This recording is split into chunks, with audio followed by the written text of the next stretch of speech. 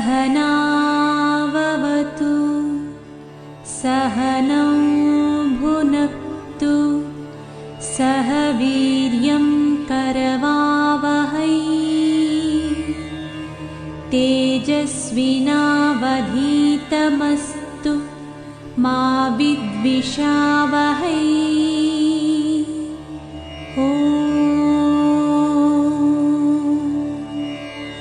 शांति शांति शांति।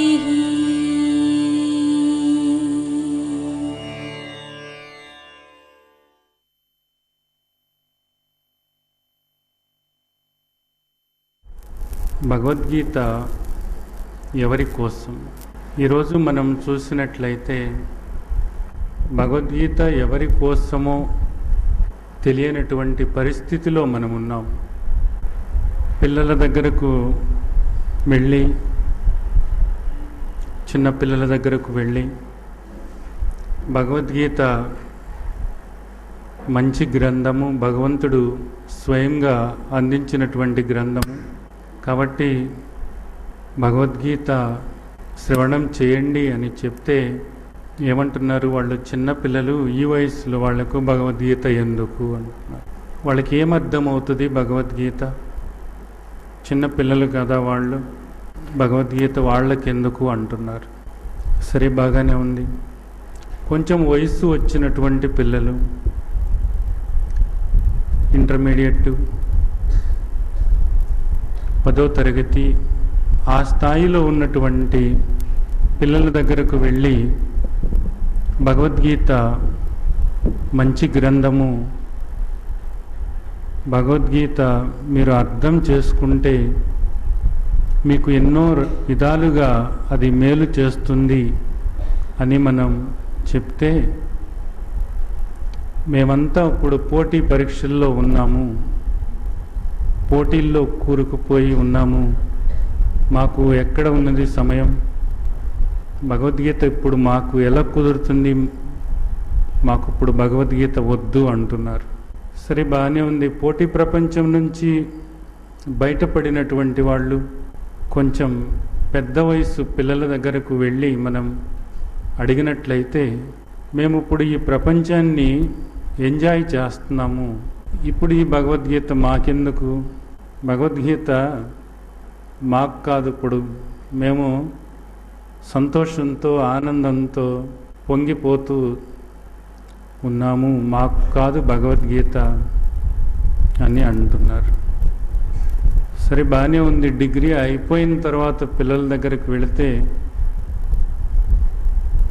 వాళ్ళని అడిగితే, మేము ఇప్పుడే పెళ్లి చేసుకున్నామండి, మేము ఎంజాయ్ చేయాలి కదా మా జీవితాన్ని, ఇప్పుడు మీరు తగుదునమ్మా అని చెప్పేసి భగవద్గీత మాకు చెప్తారేంటి, మాకు ఇప్పుడు భగవద్గీత అవసరం లేదు అంటున్నారు. ఇది నిజమే. సరే, కొంచెం అయిన తర్వాత ఇంకా కొంతమంది దగ్గరకు వెళ్ళినప్పుడు ఏమంటున్నారు, మేము బిజీగా ఉన్నాము, ఇప్పుడే లైఫ్లో సెటిల్ అవుతున్నాము, మా వృత్తి వ్యాపారాల్లో మేము సెటిల్ అవుతున్నాము, సెటిల్ అయ్యి అన్నీ సక్రపరుచుకున్నట్లయితే అప్పుడు భగవద్గీత, ఇప్పుడు మాకు భగవద్గీత ఎందుకండి అంటున్నారు వీళ్ళు.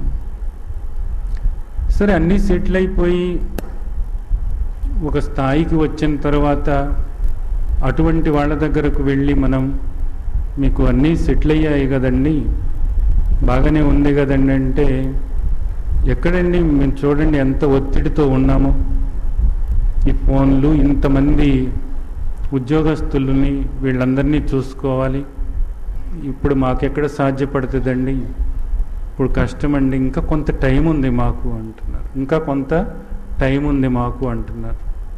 వృత్తుల్లో ఉన్నటువంటి వాళ్ళు, వ్యాపారాలు చేసుకుంటున్నటువంటి వాళ్ళు అందరూ కూడా ఇదే విధంగా మాట్లాడుతున్నారు. సరే, బాగానే ఉంది.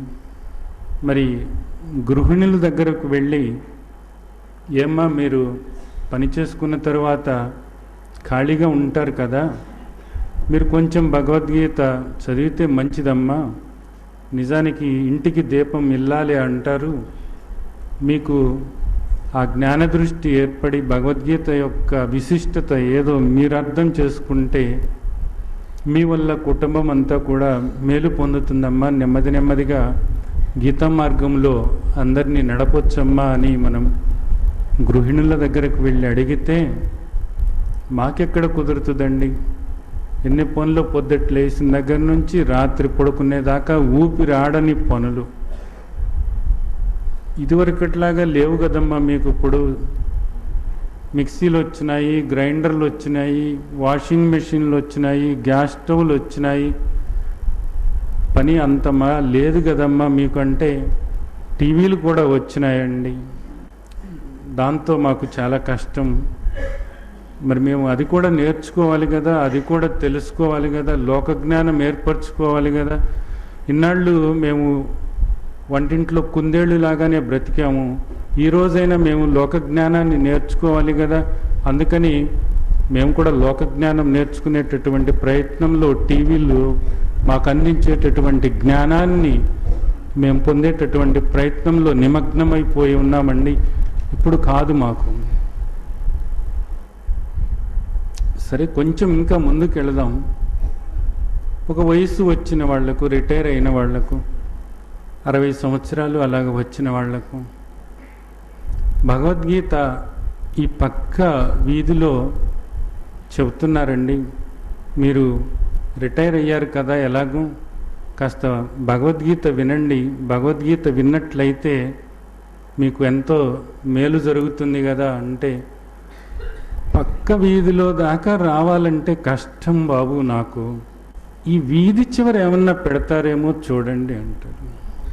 పోనీ ఆ వీధి చివరే పెడితే ఒకరోజు కష్టం మీద వచ్చి అది ఏమిటో నాకు వినపట్టం లేదు బాబు, శముడు వచ్చేసింది అప్పటికే. ఇది ఇప్పట్లో నేను వినేది కాదనుకుంటాను, ఇంకా నాకు కొంత టైం ఉందనుకుంటాను. ఆ దేవదేవుడు ఎందుకనో నన్ను అనుగ్రహించటం లేదు వినటానికి. ఆయన అనుగ్రహం లేనిదే మనం ఏ పని చేయలేం కదండి. ఆయన దయ ఉండాలి. మనం ఏది వినాలన్నా, ఏ సత్సంగం వినాలన్నా, ఆయన గ్రంథమైనటువంటి శ్రీమద్ భగవద్గీత చదవాలన్నా ఆయన అనుగ్రహం ఉంటేనే కదండి. నా మీద ఆయనకు అనుగ్రహం లేనట్టున్నది. అందుకని నాకు ఎందుకో మరి భగవద్గీత మీదకి నా దృష్టి పోవటం లేదండి. కాలక్షేపానికి ఇదిగో ఈ పత్రికలు ఇవన్నీ తిరగేస్తూ ఉంటాను. ఓ 2-3 పేపర్లు వస్తాయి, ఆ పేపర్లు చదువుతూ ఉంటాను. ఏదో కాలక్షేపం అయిపోతూ ఉంది. ప్రస్తుతానికి ఇదిగో మా మనవళ్ళతో కాస్త ఆడుకుంటున్నాను. ఆ మనవడు మనవరాల్ని స్కూల్లో వేస్తారు, అప్పుడు నాకు కొంచెం విశ్రాంతి దొరుకుతుంది. అప్పుడు నేను భగవద్గీత గురించి ఆలోచిస్తాను. సరే, ఇంకా కొంచెం దూరం వెళ్దాము. వీళ్ళందరూ మనమళ్ళతో, మనమరాళ్లతో, పేపర్లతో, పత్రికలతో కాలక్షేపం, కాలాన్ని చంపేటటువంటి ప్రయత్నంలో ఉన్నారు కదా. ఇంకా కొంచెం దూరం ముందుకెళ్దాం మనం అనుకుని మనం ఇంకా దూరం వెళితే మీరు ఏదో చెబుతున్నారు, నాకైతే ఏమీ వినపట్టం లేదు. ఆ వయసు అది అవసాన దశ ఇంకా అయిపోయింది. పోనీ మీకు వినపట్టం లేదు కదా, ఇది చదవగలుగుతారా?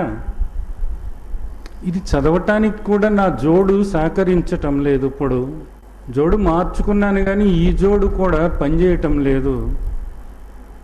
ఇంకా ఈ వయసులో కొత్తగా చదివి ఏం నేర్చుకుంటాంలే బాబు అంటున్నారు.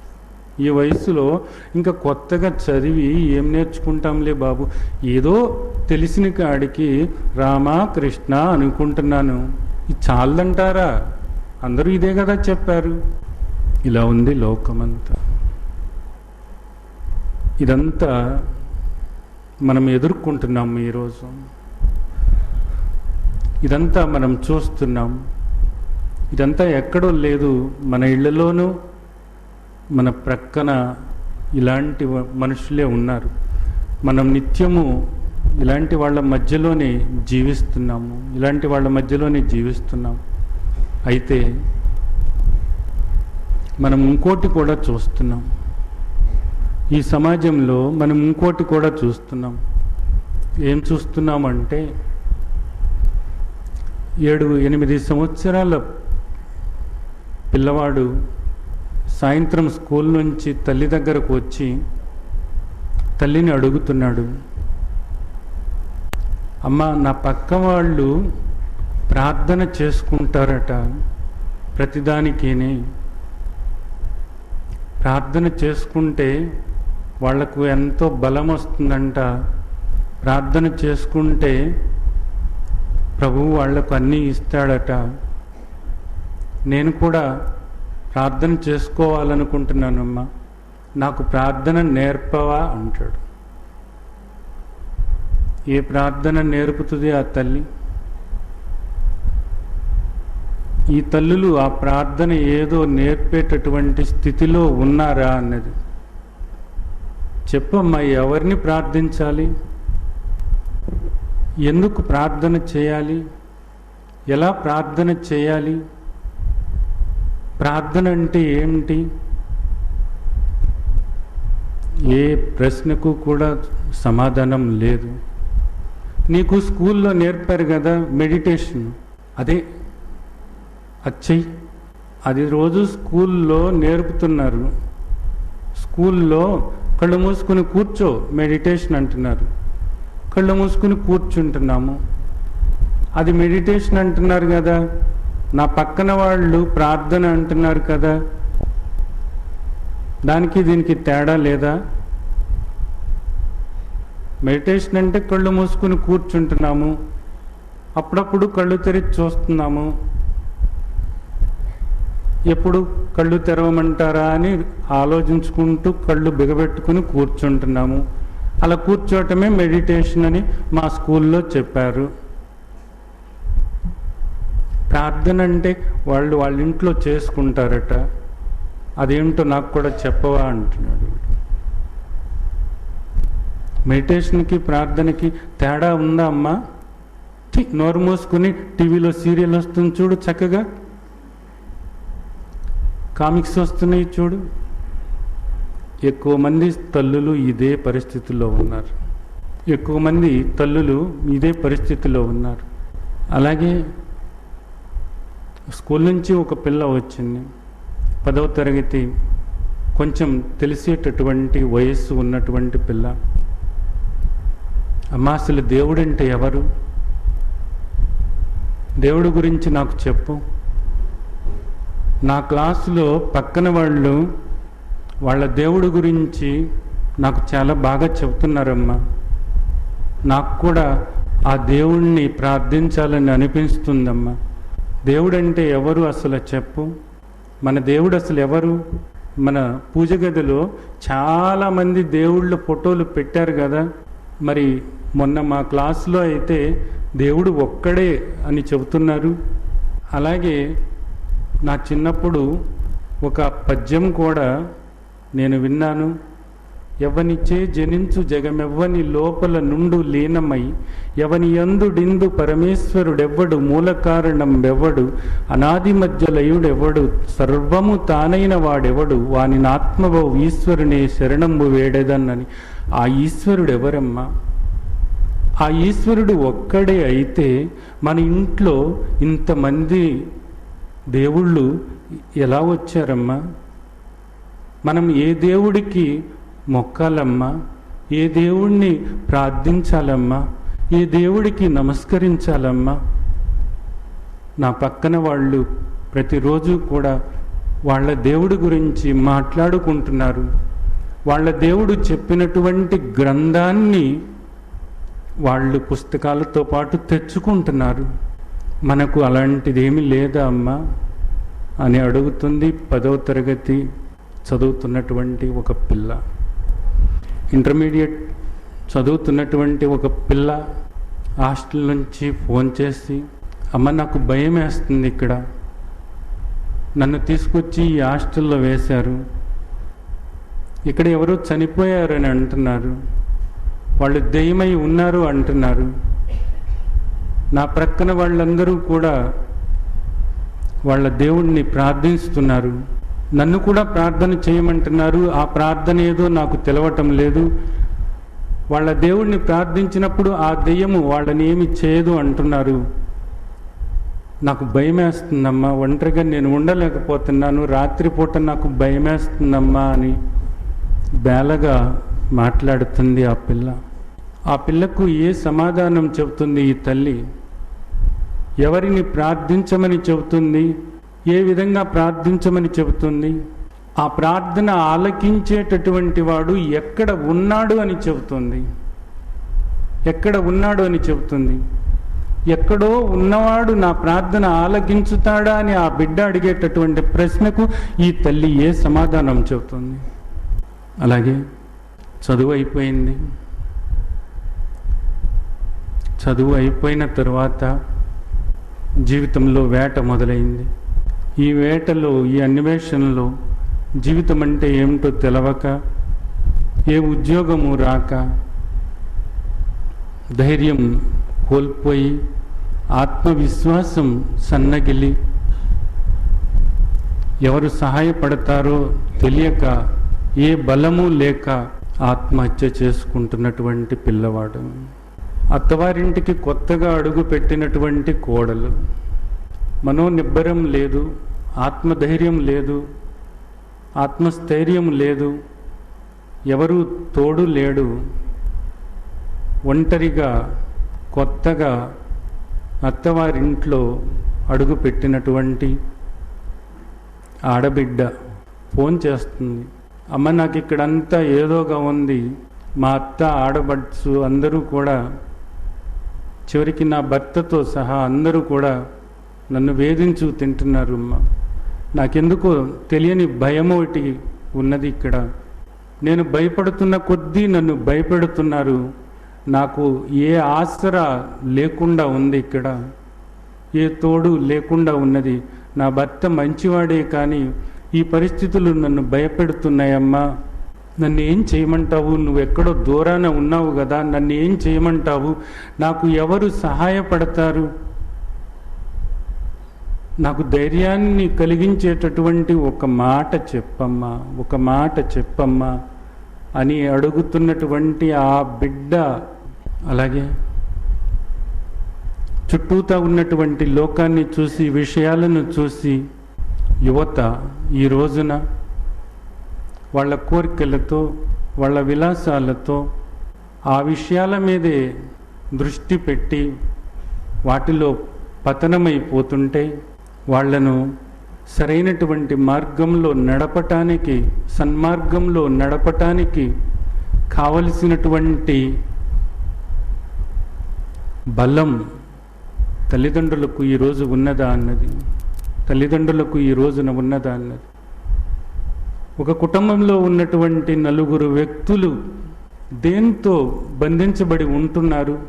ఎవరి ఆలోచనలు వారివి, ఎవరి అభిప్రాయాలు వాళ్ళవి, ఎవరి వృత్తులు వాళ్ళవి, ఎవరి ప్రవృత్తి వాళ్ళది, ఎవరి హాబీ వాళ్ళది,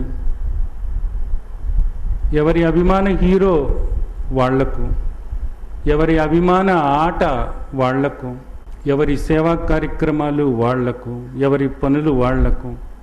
ఈ రోజున ఈ కుటుంబంలో అందరూ ఏకమై ఒక్క విషయం దగ్గరైనా, ఏ ఒక్క విషయం దగ్గరైనా మా అందరము ఈ విషయంలో ఇలాగే ఆలోచిస్తాము అనేటటువంటి విషయం ఏదైనా ఉందా? ఎవరి దైవం వాళ్ళది. ఒకరు బాబాకి భక్తుడు, ఒకరు భగవానికి భక్తుడు, ఒకడు శివభక్తుడు, ఒకడు వైష్ణవ భక్తుడు, ఒకడు దేవుడే లేనటువంటి వాడు అని చెప్పేవాడు. అలాగే ఇంకొక వ్యక్తిని మనం చూసినట్లయితే ఆశ కొద్దీ అనేక వ్యాపారాలు చేసి అన్నిట్లోనూ లాభాలు పొందవచ్చు అనేటటువంటి దృష్టిలో ఎన్నిట్లోనో తాను పెట్టుబడులు పెట్టి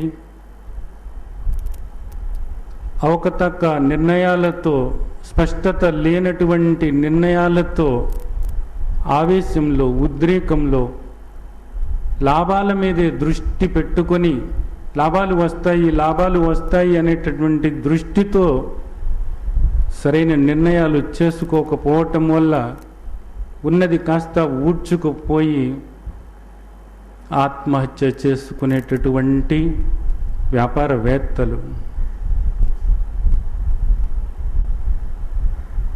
అలాగే అన్నీ ఉండి కూడా మనోనిబ్బరత లేకపోవటం వల్ల, సరైన అవగాహన లేకపోవటం వల్ల, ఈ జీవితం ఎందుకు వచ్చిందో తెలవకపోవటం వల్ల, ఈ జీవితాన్ని ఎలా జీవించితే తనకు తన వాళ్లకు కూడా శ్రేయస్కరంగా ఉంటుందో తెలవకపోవటం వల్ల గందరగోళానికి గురై ఆత్మవిశ్వాసాన్ని కోల్పోయి మానసిక అనారోగ్యంతో తనువులు చాలిస్తున్నటువంటి వ్యక్తులు, జీవితాన్ని నాశనం చేసుకుంటున్నటువంటి వాళ్ళు, వ్యసనాలకు లోనవుతున్నటువంటి వాళ్ళు, తాగుడుకు బానిసలవుతున్నటువంటి వాళ్ళు, మత్తు మందులకు బానిసలవుతున్నటువంటి వాళ్ళు,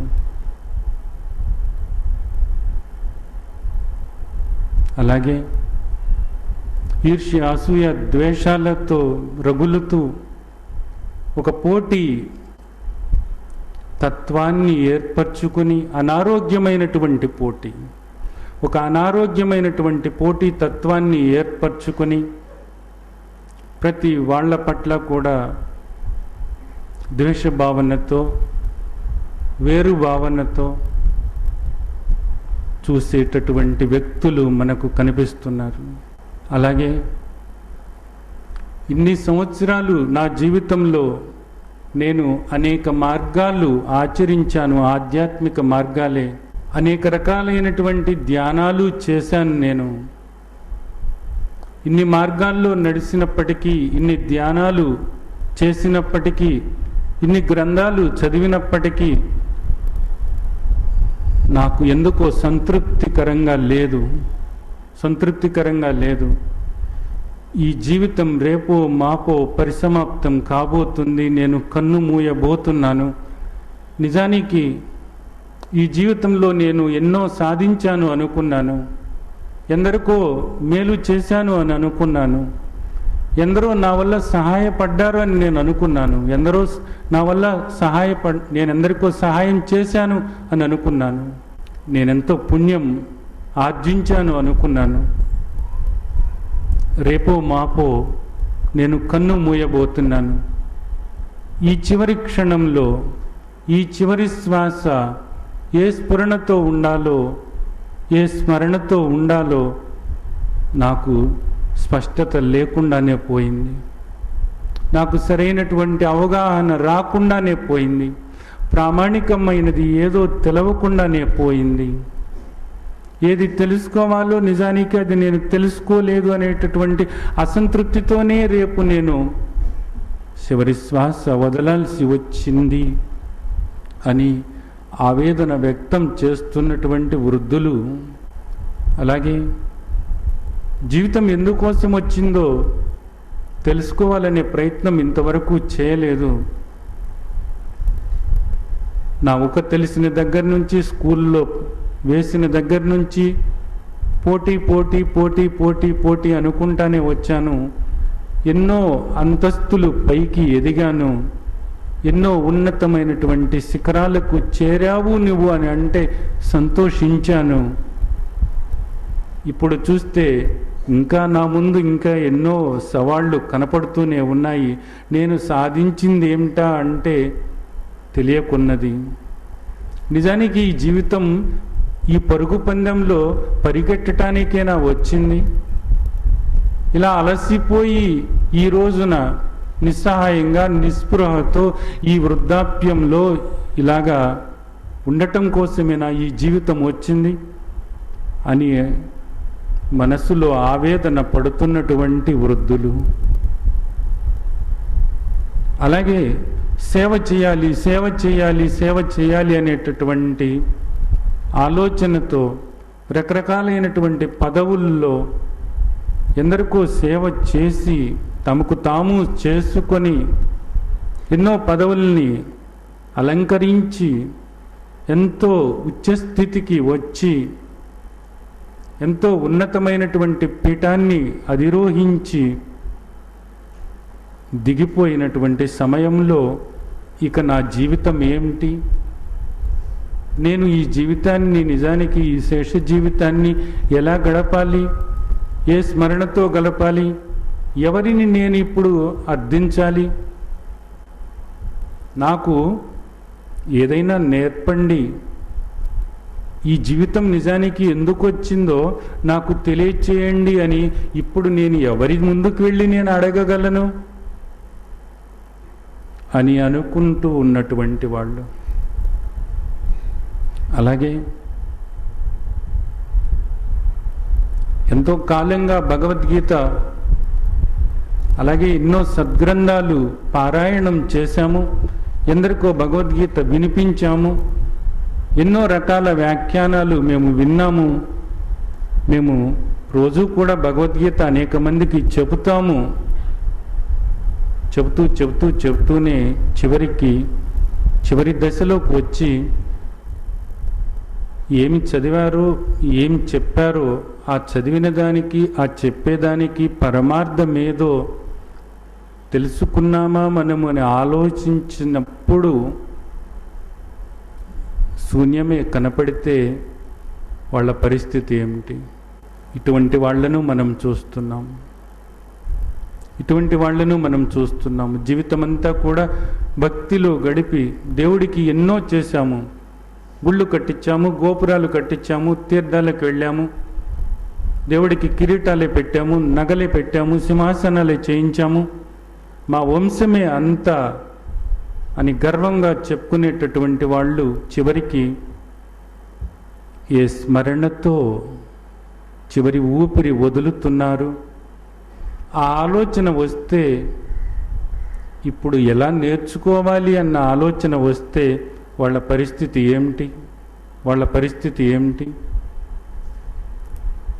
ఇవన్నీ మనం చూస్తున్నాం. ఇవన్నీ మనం చూస్తుంటే కనపడుతున్నవే. ఇవేవి కొత్తైనవి ఏమి కాదు. ప్రతి వాళ్ళు కూడా ఇదే పరిస్థితుల్లో ఉన్నారు నిజానికి. మరి ఇప్పుడు దీనికంతా కూడా సమాధానం ఏమిటి? ఒక ప్రామాణికమైనటువంటి జీవితం లేకపోవటం వల్ల. ఇందాక అన్నారు ఎవరికి అని. ఒక చిన్నపిల్ల నాకు కాదు అంటుంది, 10-15 సంవత్సరాల వయసు పిల్లవాడు నాకు కాదు అంటున్నాడు, యుక్త వయసు పిల్లలు నాకు కాదు అంటున్నారు, పెళ్ళైనటువంటి నవదంపతులు మాకు కాదు అంటున్నారు, పిల్లలు పుట్టిన వాళ్ళు మాకు కాదు అంటున్నారు, ఉద్యోగాలు చేసేవాళ్ళు మాకు టైం లేదంటున్నారు, ఇంట్లో కాలక్షేపం చేసేవాళ్ళు మాకు కాదు అంటున్నారు, వ్యాపారం చేసేవాళ్ళు మాకు తీరిక లేదంటున్నారు, సమాజ సేవ చేసేవాళ్ళు అంతకన్నాను తీరిక లేదంటున్నారు, వృద్ధాప్యంలో ఉన్నటువంటి వాళ్ళు మాకు కుదరటం లేదు అంటున్నారు, అవసాన దశలోకి వచ్చినటువంటి వాళ్ళు ఈ అవసాన దశలో ఉన్నాము మాకు కుదరటం లేదంటున్నారు. మరి దీనికి సమాధానం ఏమిటి?